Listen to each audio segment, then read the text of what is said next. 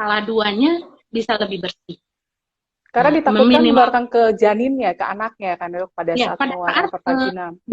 BAB-nya keluar dan terkena pada Ya, oke, bayinya. oke. Di situ Menarik malah. sekali ya dok ya. Ya, Info-infonya sangat bermanfaat. Iya dok, terus berarti bisa disimpulkan bahwa mulai sekarang bidan-bidan tenaga kesehatan untuk jangan cukup anamnesanya hanya menanyakan yang standar, tapi tambahkan juga betul. screening terhadap COVID-19 ya dok ya. Dan Ya, setelah betul. konsul, periksa, jangan lupa untuk edukasi supaya tidak terpapar COVID Edukasi. ya. Jadi, Betul. dan pada sepersalin tadi sudah disampaikan dokter, kalau mau vaginam hati-hati, harus ada box untuk pemisah supaya jangan tertular ya. Betul. Terutama yang Iya. dari perut ke atas ya dok ya, supaya Iya. kekuatan pada saat mengedan itu tidak tertular ke Nah, kita, ke itu. tenaga kesehatan ya dok ya. Oke, terus Iya. dok ini ada Dan pertanyaan. ya, Ya dok, oke, oke. silakan. Dan apa dok? Dan apa dok? Boleh tambahkan? Dan selama persalinannya Ya, menggunakan masker, ya. tetap Oh si menggunakan masker. pasiennya tetap harus pakai Pasiennya, masker ya ya dok. pasiennya. Ya, Ya. jadi jangan Nah, pelit-pelit walaupun ya Bu Bidan. walaupun pasti sesak gitu ya, udah mau Iya. ngeden-ngeden pakai masker. Aduh. Ah, Tapi ya tapi harus mau gimana lagi ya dok ya, harus gimana ya. lagi?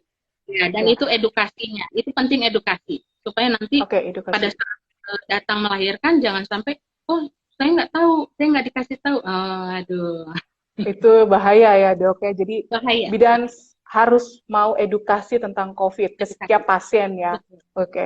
Terus betul. dok satu lagi dok, ini ada dua pertanyaan menarik nih dok dari Indrianti Ramadhani. Dok mau tanya bagaimana Ini penanganan pada ibu hamil yang cemas. Jadi dia tuh cemas pada kehamilannya pada pandemi COVID. Cemas, mungkin mm-mm. cemas yang berlebihan kali ya dok. Itu gimana sih supaya ibu hamilnya tidak mengalami kecemasan gitu?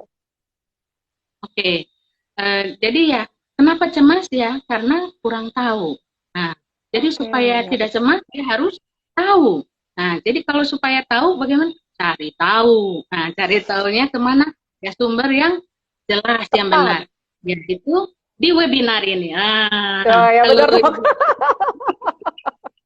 Ya, jadi intinya tenaga kesehatan jangan kalau ada yang mengalami kecemasan ya sampaikan, oh berarti ibu termakan hoax. Nah, kita kasih tahu nah, edukasi yang benarnya seperti apa gitu ya dok ya. ya, mudah-mudahan yang sudah lulus webinar ini bisa menyampaikan edukasi yang lebih baik Tepat. kepada Amin. pasien-pasiennya. Iya betul. Terus pertanyaan kedua nih dok, dari Rika Silvia 27.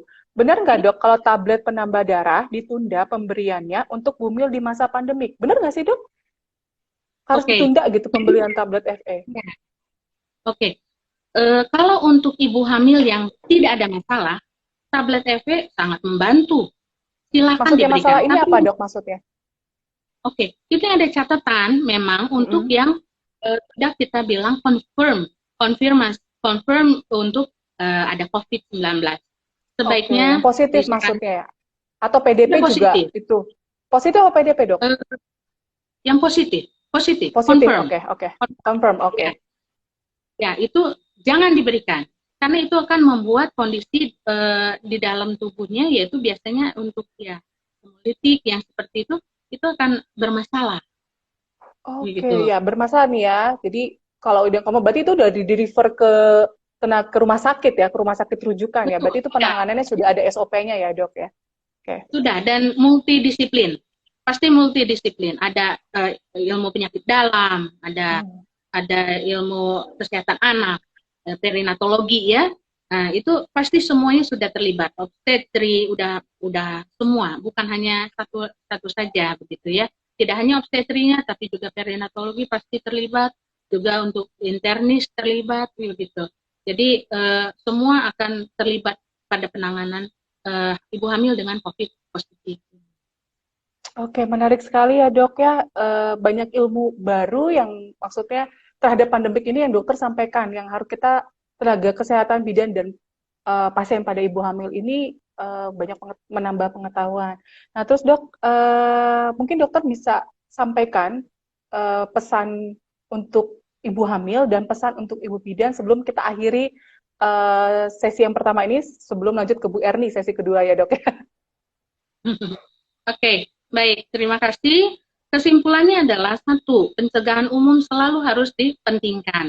Silakan edukasi diri sendiri, keluarga, masyarakat, itu disampaikan, terutama kepada yang terhormat sejawat, bidan, perawat, dokter, spesialis, silakan edukasi, tidak ada repotnya, tidak ada susahnya, buatkan saja suatu perinan, tempel besar-besar, baca begitu. Itu nomor satu, pencegahan. Kedua adalah ya tentu penanganan yang benar, penanganan yang tepat. Ibu hamil harus ditangani secara tepat.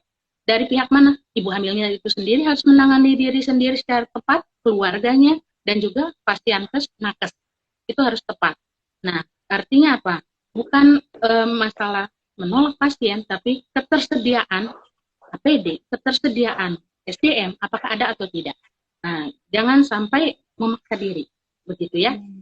Bu bidan, Bu perawat, Bu dokter, Bu spesialis, oh maaf, Pak mungkin, Pak spesialis, karena tidak ada Pak bidan.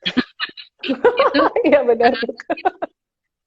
lebih baik melihat bagaimana kemampuannya. Jangan memaksakan, harus menangani, tidak. Lihat kemampuannya. Tidak mampu, refer, rujuk.